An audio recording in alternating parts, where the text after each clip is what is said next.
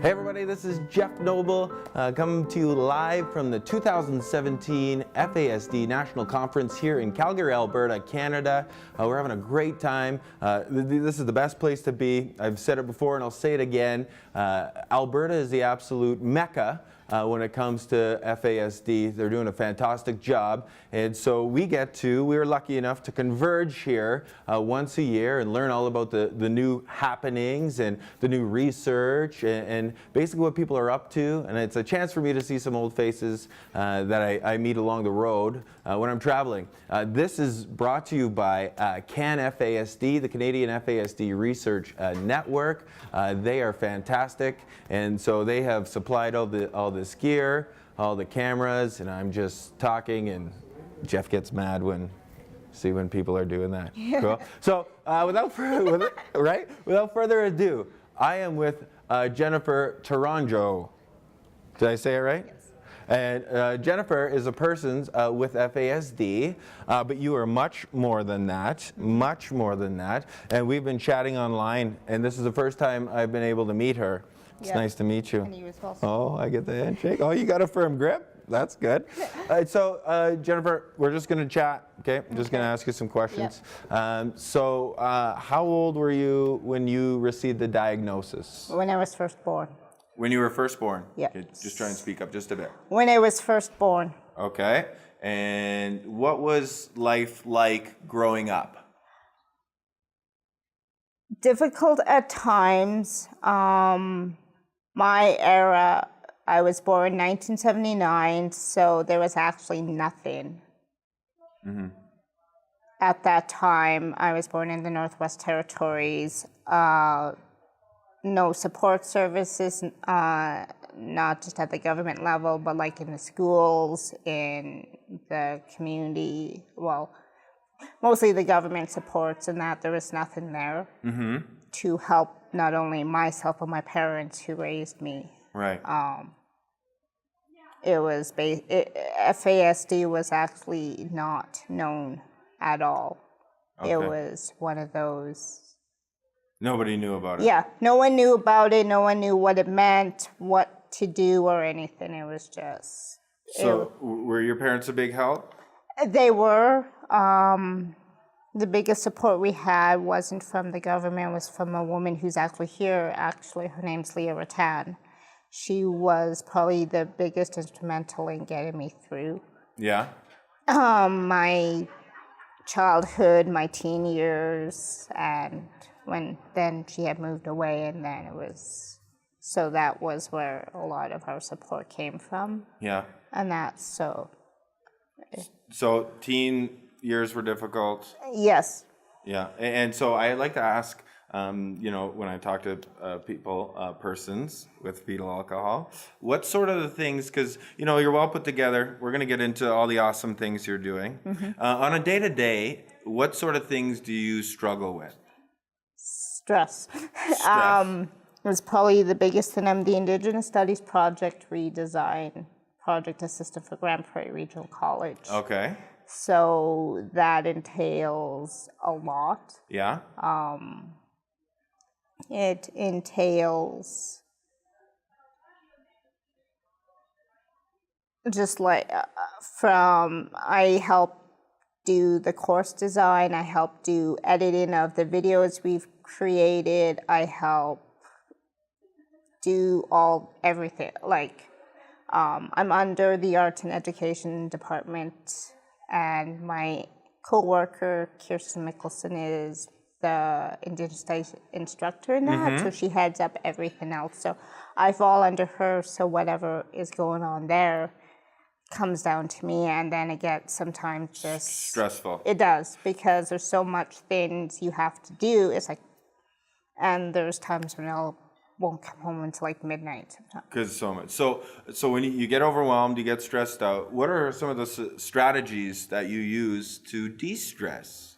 Play video games. Oh, all right. Yeah, I knew I liked you. I play Dungeons and Dragons online, so I play that. Like on the computer, or yes. Do you have an Xbox, PlayStation? We have a PlayStation, but it's not hooked up right now. But mostly computer. Yeah. So you're a PC gamer. Yes. Okay, see, because I play video games too. I just got a new laptop. Okay. And so I just became a part of the PC community. Okay. So I'll have to get your username, right? So we can chat. That's awesome. So let's talk. So you use video games, and that's great. Now, but you're doing a bunch of cool stuff. Now, you sent me something, and you said, "Hey, Jeff, just to let you know, I was in Maclean's magazine." Yes. No big deal. So just for those viewers out there, Maclean's is a nationally recognized magazine in the whole Canada. What were you in the magazine for? I was the valedictorian for the class of 2016 Grand Prairie Regional College.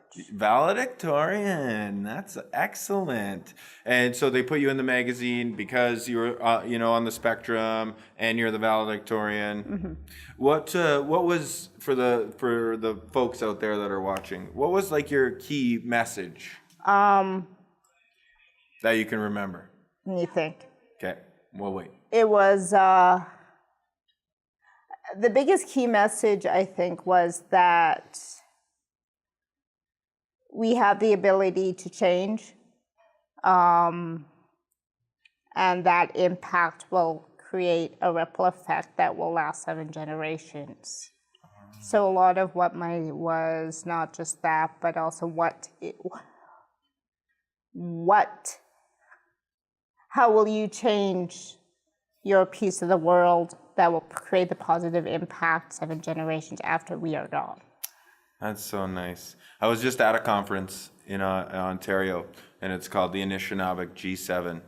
And they say that, fetal alcohol affects 7 generations. And so it's good that there's people like yourself that are, trying to rise above, even with all the stress, right? Now, who supports you in your world day to day that helps you? My wife. That is your wife, and she's over there. She's supporting you. Yes. What's your wife's name? Her name is Marianne Giles Tourangeau. Oh, that's cool. There she is. And so she helps you, if you're feeling overwhelmed or where you got to go and where you have to be. Yeah. So there's times where I'll come home so she'll be there and she'll okay, let's go have a bath. So she's the reason why I keep going. Aside from my parents who still they live in Grand Prairie as well, but she's my main in this part of my life. So that's and she accepts you, and you can see that you guys are totally loving, and that's awesome. Now you're still doing other stuff. You're an artist. Yes. And in fact, we were gonna pull up one of these, and I'll get this for Jeff here. You got a good shot of that? Cool. Oh, we're gonna just hold this end, and I'll hold this end, and just so the people could see. Right, that is beautiful. What made you become an artist? The fine arts program. Actually, I did art when I was in grade 12. Yeah. But it was just. That's amazing. It wasn't part of my plan at the time. Right. I was a disability and community support worker. I worked in a long-term care facility in Fort Smith, Northwest Territories, so that's what I was doing. When I lost my career in 2008, that's when everything kind of fell apart because I had a career for 9 years straight doing that. And then my mom suggested taking a writing course or something at the college. Well, it said, okay, let's just enroll into a visual arts program. Right. So I did that. It's a 2-year diploma. I did it in 4 years. So a little bit longer, right? Yes. Stretch it out. Yeah, so the teachers there were really good with me. They worked with me. They adapted in order for me to fulfill the requirements for what I was meant to, for me to be able to complete the program. The disability support services there were awesome. They provided the support that I needed for tutors, for being able to get through the large this is how big our textbook was. This is huge. For art history alone. Whoa. I've got 3 books like that at home. No way. That's amazing. And you got all through it. Now, final question, okay, because I don't want to keep you. It's lunchtime. Yeah.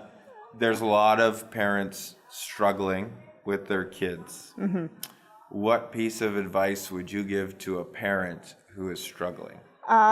Don't allow any of the professionals to tell you that your kid can't achieve anything, because that seems to be the biggest stigma I have heard, is that professionals, especially like doctors, psychologists, etc., will state that we're not able to achieve anything, and don't let them dream. That's so nice. Thank you so much. Thank How can you. people get a hold of you? Like they can buy your stuff and I'm selling stuff here. I do have Facebook. Jeff is on my Facebook, so just search him. I do have a Facebook page called Bunnyworks Designs, which houses a lot of my artwork at this time until I get a website of my own. right? I do commissions and that, so if you're interested in any personal pieces, let me know and we'll work something out and everything else. So Oh, that's so nice, Jennifer. You are an inspiration to many. Keep being an inspiration. Keep doing what you're doing. And, you know, you made national headlines. I can't wait to see what you do next. thank you. Are we getting do guy get a hug, though, at least? Oh, okay, folks. Again, that's Jennifer Tourangeau. And you can see, again, this is all about strength and courage. And people with FASD can do stuff. And don't let anybody tell you that they can't. And for the parents, don't listen to the professionals that say no, right? Yes. Okay, guys, we'll be right back with our next guest. Thank you very much.